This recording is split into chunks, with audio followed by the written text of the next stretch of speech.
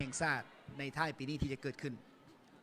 เอาละท่านผู้ชมเนาะอยู่ที่สนามกีฬาแห่งชาติหลัก16เกมคู่สำคัญกำลังจะเริ่มต้นขึ้นเนาะสำหรับสภาพอากาศถือว่ามื้อนี้แดดแห้งอีหลีเนาะเริ่มต้นการแข่งขันแล้วจะมาซักใส่เสื้อสีเขียวบุกจากซ้ายไปหาขวาจอโทรภาพของท่านส่วนว่านครลำจันทน์เนาะใส่เสื้อสีฟ้าสุดสีฟ้าเริ่มต้นมานี่จะเป็นทั้งเพชรมณีในของบานต้องคืนหลังมาแต่วันนี้ต้องคืนหลังแล้วมาตั้งรักมาที่กระเว้าวงพระจันทร์กระเว้านี่ว่าจะให้ทั้งนิสาเนาะบานออกข้างไปท่านผู้ชมถือว่าการแข่งขัน40 นาทีในรอบซิงค์ชนะเลิศจังหวะนี้ได้ฟาวล์นครหลวงถูกตัดโดยผู้เล่นหมายเลข7ก็คือเพชรสมรตัดบานของทั้งจำปาสักก็คือพุทธสอนโคทิสารตัดเกมก่อนเนาะแต่ว่าได้เป็นบานใหม่ในระยะอันตรายพอสมควรนะสำหรับนครหลวงเวียงจันทร์สำหรับพุทธสอนโคทิสารของจำปาสักนี่ปัจจุบันศึกษาอยู่สั้นม .6 มสดอนแดงเบิ่งลูกฟรีคิกครับตามเป็นทางผู้ชมฟรีคิกของทางนครหลวงเวียงจันทร์โดยหมายเลข18อินทิดาคูณศรีเบิ่งแล้วจังหวะนี้น่าจะยิงเลยแหละเบิ่งจังหวะท่ายืนของอินทิดาคูณศรีปานิตานี่เอิ้นกำแพง3คนอินทิดาเคยยิงไก่เข้ามาแล้วเนาะโอ้ยเทียบพ้อยโอ้โห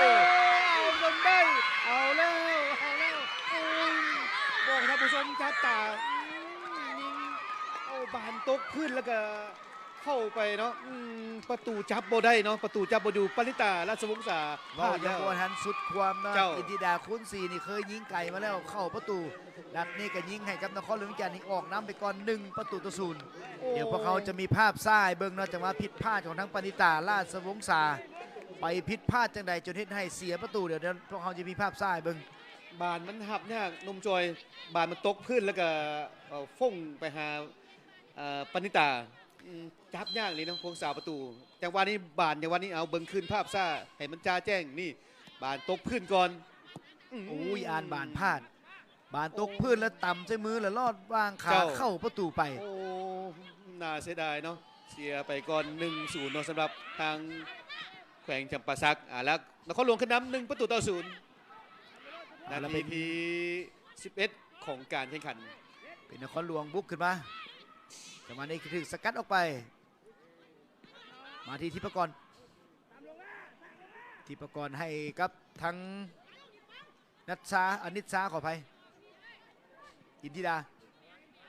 จังหวะนี้เป็นบานออกข้าง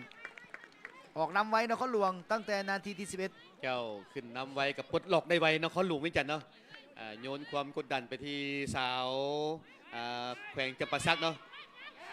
นักเตะที่มาจากภาคใต้แข่งถูกจับล้ำหน้าเป็นครั้งที่1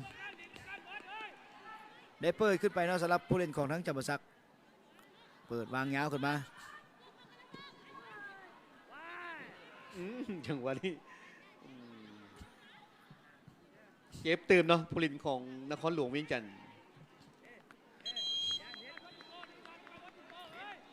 เบิ่งว่าจะเป็นภัยที่ว่ามีอาการบาดเจ็บ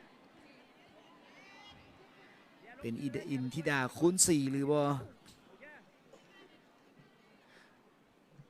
ขอบใจผู้ที่ให้การสนับสนุนในการถ่ายทอดสดและการแข่งขันของพวกเขาเนาะขอบใจบริษัทเบลลาวจำกัดเครื่องดื่มสติงน้ำดื่มกางหัวเสือเครื่องดื่มเกลือแฮรี่ไว้บริษัทลาวโทรคมสัญญาณดีๆจากทางลาวโทรคมเครื่องกีฬาอีโวขอบใจบริษัทพีที่เพชรพระจันทร์ประเสริฐลาวจำกัดผู้เดียวเป็นตัวแทนจัดจำหน่ายน้ำมันเครื่องพอซ่าในประเทศลาวสุดยอดน้ำมันเครื่องนวัตกรรมที่มีความหล่อลื่นระดับชั้นนำของโลกพาวซ่าเพื่อนคู่ใจของคนหักรถขอบใจแบรนด์โปรตีนปทุมมาบริษัทปทุมมาขาออกขาเข้าจำกัดผู้เดียวขอบใจกลุ่มบริษัทเทเซอร์ลาวโฮงแฮมโลหะบางวิวโฮงแฮมศรีสุวัสดิ์พลาซ่าโฮงแฮมเบโนนี่โฮงแฮมซิตี้อินเนาะขอไปห้านอาหารเบโนนี่โฮงแฮมซิตี้อินห้านอาหารบ้านไหมปั๊มน้ำมันดวงวิไลแก้วสถาบันการเงินจุลภาคและก็รวมไปถึงห้านอาหารห่อสมุดเพื่อสุขภาพเจ้ามาติดตามต่อเนาะว่าผ่านไปแล้วเนาะเหลือ5 นาทีสุดท้ายของครึ่งเวลาที่1ปัจจุบันนี้นครหลวงยังนำจำปาสักอยู่สกอร์1-0 โยนขึ้นมายังโยนขึ้นมาตั้งรักยังไม่ได้เถอะเนาะออกไปเป็นบานโยนเติมอีกของนครหลวงวิจันทร์อันนี้มันคณะแขก VIP ที่มาถึกเซิร์นแล้วก็เข้ามาติดตามชมการแข่งขันมีทานนางกัญญาแก้วมณีเลขาธิการสภาบานเตียงซาดหลังจากเดินทางไปต่างประเทศก็โดยเฉพาะในประเทศมาเลเซียเนาะกลับมาฮอดประเทศลาวแล้วก็มาเบิ่งการแข่งขันในคู่ชิงชนะเลิศ แล้วก็มีทั้งการนำของนครหลวงวิจันทร์และการนำของแขวงจำปาสักมาติดตามชมในสนามกีฬาแห่งชาติเอาละจังหวะนี้ขึ้นบานมาได้เอาละขึ้นบานทางด้านขวาสปีดขึ้นมาแต่ว่าไปติดกองหลังของนครหลวงสกัดได้โอ้โหสวยงามนะแต่วันนี้เปิดมาไปได้บอลเพชรสมรยังได้อยู่โอ้เอาเกมมิ่งปั๊มบาน เป็นบานฟาวล์นะแต่จังหวะนี้เป็นบานของ รับหน้าก่อนหน้านี่ เป็นบานของทั้งจำปาสัก นี่คือการนำของนักกีฬาแขวงจำปาสัก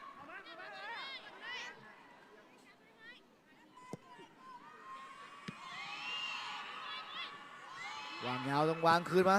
เตะสาดยาวขึ้นไปโอ้ถือว่ากล้องหาก็จะเห็นบางอ่อนนี่เป็นเทือที่สองบางอ่อนพรใสพวกสามประตูของทั้งนครหลวงจันทร์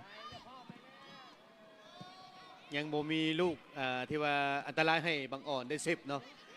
บางอ่อนพรไซ นัดดาจะเปิดให้กับทางแกมมี่ถึกดักไว้ก่อนเตะออกไปโดยอ้อมมานี้บานจังหวะนี้ต้องคืนหลังไปบ่ได้เข้ากลางทีมก่อนคืนมาจังหวะนี้อนุรักษ์เตะเปิดขึ้นไปโอ้มีทีมตนเองเนาะบานยาวขึ้นไปฮอดมือพวกสามประตู พยายามขึ้นบานทางด้านซ้ายแข่งจำปาสักอุ้ยจังหวะนี้เสียการของบานแต่ว่ากัปตันทีมยังไปช่วยได้เนาะทางบุษบา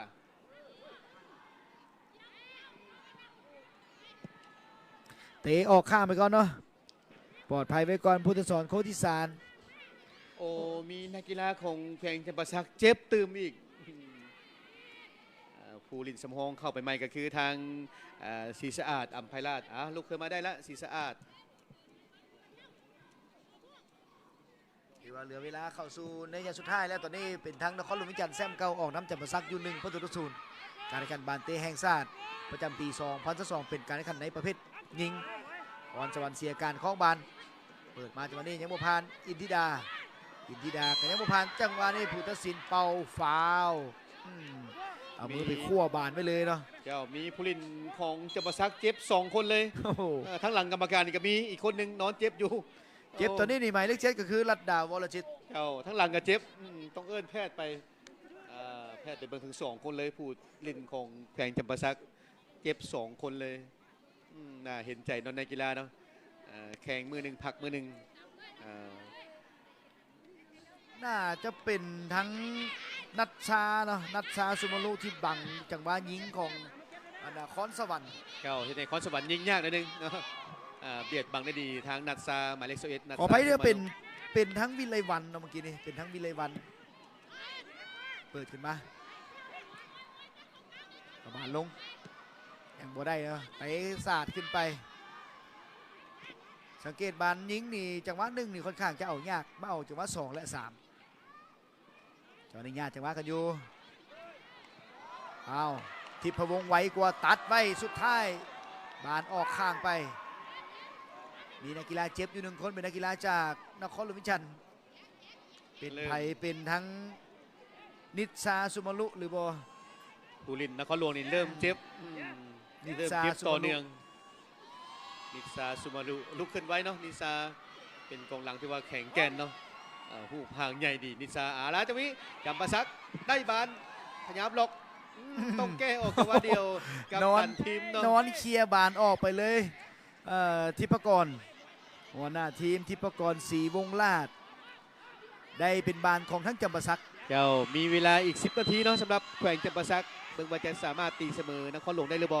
เวลาที่เหลืออยู่นี่สำคัญน่าสนใจเนาะและกำลังจะมีการเตรียมตัวในกีฬาสำหรับทางแขวงจำปาสัก จำปาซักนี่ทอดเอาปริศนาทีพันออกและทรงเฮมา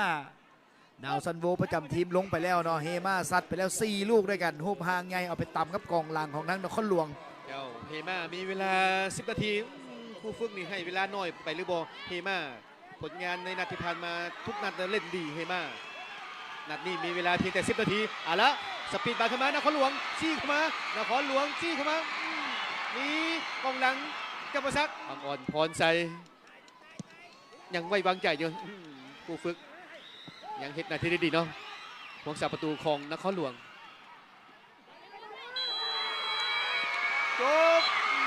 จบเกม